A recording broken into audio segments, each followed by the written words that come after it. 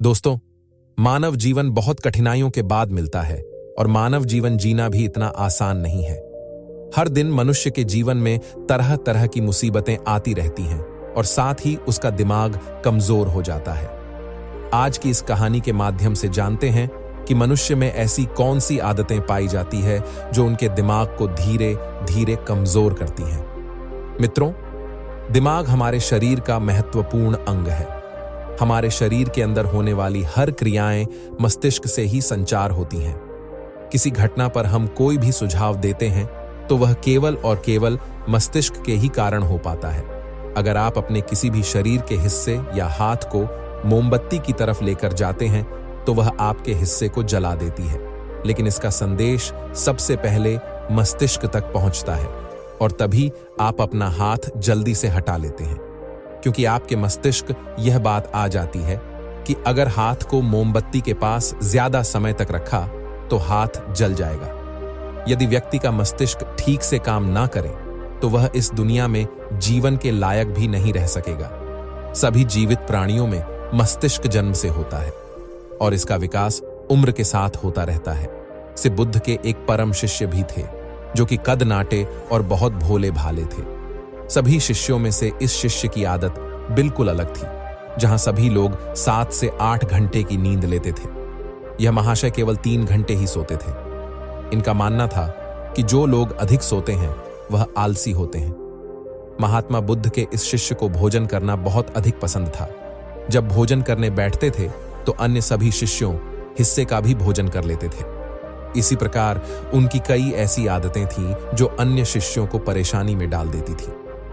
उस रात जब महात्मा बुद्ध और उनके शिष्यों ने जंगल के किनारे पर डेरा डाला, तब दूर दूर वे तक पानी की कोई व्यवस्था नहीं दिख रही थी। इस बार पानी खोजक लाने की जिम्मेदारी बुद्ध के उन भोले भाले शिष्य को दी गई। महाशय मटका लेकर पानी की खोज में निकल पड़ा। उसका शरीर पहले से थका हुआ था। काफी सोच विचार करते करते और चलते चलते आखिरकार उसे तालाब दिख गया। उसने तालाब से मटके में पानी भर भरा और पानी लेकर जैसे ही आगे बढ़ा वहीं पर चक्कर खाकर गिर पड़ा। उधर महात्मा बुद्ध और उनके अन्य शिष्य उनकी प्रतीक्षा करते रहे। जब प्रतीक्षा में पूरी रात बीत गई तब अगली सुबह महात्मा बुद्ध स्वयं अन्य शिष्यों के साथ अपने उस शिष्य की खोज में निकल गए जो रात से वापस नहीं लौटा था। सभी लोग उसे खोजते हुए तालाब के पास पहुंचे और हुए शिष्य को होश में लाने का प्रयास किया। जब वह शिष्य होश में आया और महात्मा बुद्ध को अपने सामने देखा तो चौंक गया। उसे कुछ भी याद नहीं था कि वह तालाब के पास क्या कर रहा है। उसके इस व्यवहार को देखकर अन्य सभी शिष्य उस पर हंसने लगे और उसे मंद बुद्धि कहकर चिढ़ाने लगे। वह भोला भाला शिष्य वहीं पर रोने लगा और कहने लगे कि हाँ, मैं मंद बुद्धि हूं। तब महात्मा बुद्ध ने सभी को शांत कराया और अपने शिष्य को बोले कि हम सभी ने देखा है, समझाते हुए तुम्हारी आदतें अन्य मनुष्यों से बिल्कुल अलग हैं। तुम बहुत कम सोते हो और बहुत अधिक खाते हो। मैंने तुम्हारे अंदर एक नकारात्मक को महसूस किया है जो तुम्हारे मस्तिष्क को दिन रात कमजोर कर रही है। तब वह शिष्य और अधिक तेज से रोने लगा और कहने लगे कि गुरुदेव, अब आप भी मुझे मंद बुद्धि कह रहे हैं। तब महात्मा बुद्ध ने कहा कि नहीं, ऐसा नहीं है। तुम एक होशियार और बुद्धिमान मनुष्य हो, किंतु तुमने कुछ ऐसी आदतों को पाल रखा है जिसके कारण तुम्हारा मस्तिष्क कमजोर हो रहा है।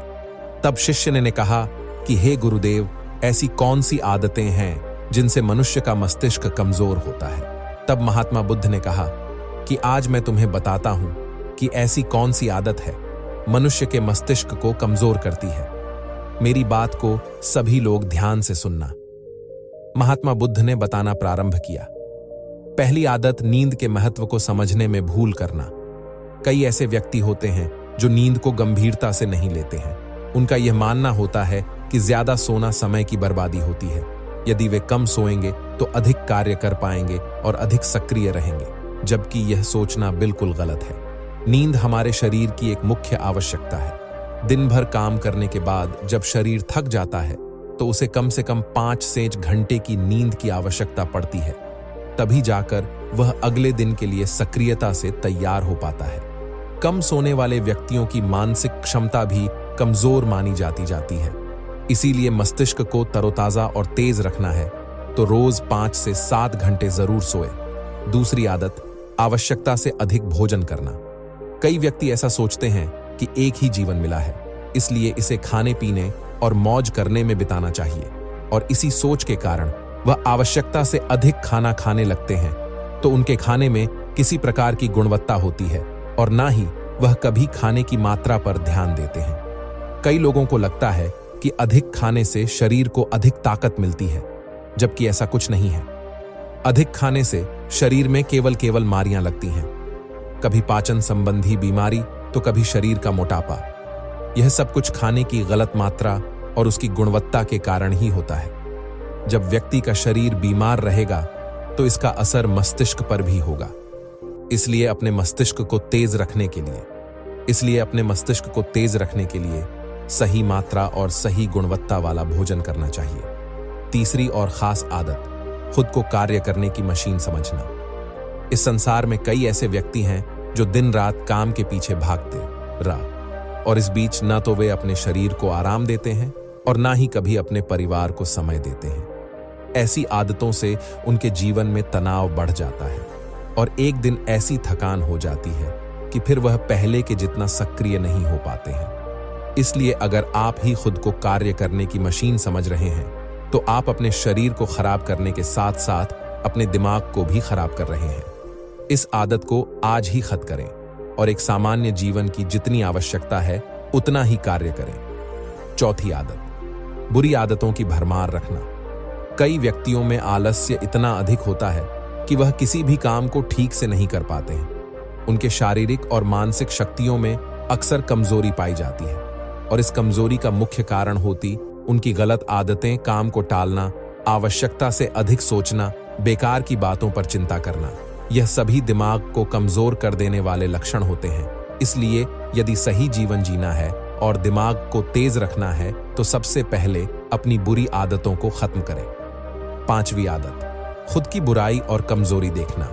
कई बार व्यक्ति के सामने ऐसी परिस्थितियां आ जाती हैं जिनमें वह खुद को असहाय और कमजोर अवस्था में पाते हैं, लेकिन इस अवस्था से निकलने के स्थान पर वह स्वयं को ही कमजोर मानने लग जाते हैं। खुद की बुराई करना और खुद को कमजोर देखना इंसान की सबसे बड़ी गलती होती है।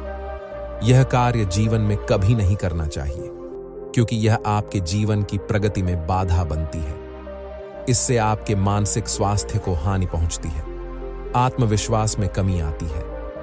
अपने दिमाग को तेज बनाए रखने के लिए खुद की बुराई कभी दूसरों के सामने नहीं करनी चाहिए, या स्वयं की बुराई कभी नहीं करनी चाहिए। स्वयं को सकारात्मक बातें बोलनी चाहिए ताकि दिमाग सही दिशा में कार्य कर सके। छठी आदत, दिमाग अतीत की नकारात्मक बात को इकट्ठा रखना।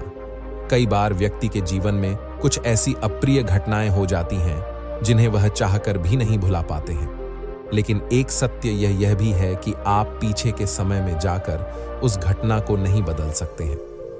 वह समय तो बीत चुका है और उसका जो भी प्रभाव आपके जीवन पर पड़ने वाला था वह पड़ चुका है। तो फिर दिमाग में अतीत की यादों को रखना कुर्दा इकट्ठा करने के समान ही होता है। जब अधिक कुर्दा इकट्ठा हो जाता है तो उसमें से बदबू आने लगती है और वह सड़ने लगते हैं। दिमाग के साथ भी कुछ ऐसा ही है। आप जितना अधिक पुरानी बातों को और नकारात्मक बातों को इकट्ठा रखेंगे वह आपको उतना ही अधिक परेशान करेगी। इसीलिए जीवन में हमेशा आगे की ओर देखना चाहिए और पुरानी बातों से जितना जल्दी हो सके पीछा छुड़ाना चाहिए। सातवीं आदत, दूसरों से अधिक उम्मीदें रखना। संसार में एक से एक दयालु और सच्चे व्यक्ति हैं जिन्होंने सभी की सहायता की है, किंतु कई बार हम अपने आचरण के कारण दूसरों से भी आशाएं लगा लेते हैं कि वह भी हमारी सहायता करेंगे, और जब वह हमारी सहायता नहीं करते हैं तो हमें कष्ट पहुंचता है। इस संसार में कोई किसी का नहीं है, इसलिए दूसरों से आशाएं लगाना आज ही बंद कर दीजिए। कोई आपकी अपेक्षाओं को पूर्ण नहीं करने वाला है। यह आदत आपके दिमाग को कमजोर बनाती है। यदि अपेक्षाएं करनी है तो स्वयं से अपेक्षा करो ताकि जीवन में कुछ बड़ा कर सको। दूसरों से अपेक्षा तो केवल और केवल दुख ही देती है। आठवीं आदत, बुरे लोगों का साथ नहीं छोड़ पाना। हम सब अच्छी तरह से जानते हैं कि हमारे आसपास किस तरह के लोग रहते हैं और उनका हमारे जीवन पर क्या प्रभाव पड़ने वाला है। जब कभी आपको लगे कि किसी का साथ आपको नुकसान पहुंचा रहा है या आपके जीवन को प्रभावित कर रहा है, तो उसे वहीं पर समाप्त कर देना उचित होता है, क्योंकि बुरे लोग आपको कष्ट और नकारात्मकता के अलावा कुछ नहीं देने वाले हैं। ऐसे लोगों से दूरी न कर ही जीवन में सफलता पाई जा सकती है, किंतु कई बार ऐसा होता है कि वह हमारे करीब होते हैं और हम चाहकर भी उनसे पीछा नहीं छुड़ा सकते। भले ही हम उन्हें अपने जीवन से निकाल नहीं सकते, लेकिन उनसे दूरी बनाकर अवश्य रह सकते हैं। बुरे लोग आपके दिमाग को प्रभावित करते हैं, इसलिए दिमाग को सही रखने के लिए ऐसे लोगों के संपर्क में बिल्कुल ना रहे। नवी आदत, स्वयं की गलतियों को अनदेखा करना।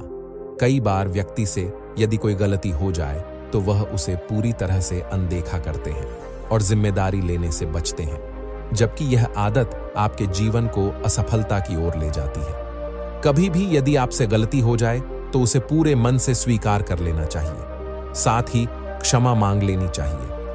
इस संसार में पश्चाताप से बड़ी कोई क्षमा नहीं होती है। यदि गलती करने के बाद आपको सच्चे दिल से पश्चाताप है तो उसका पाप आपको कभी नहीं लगता।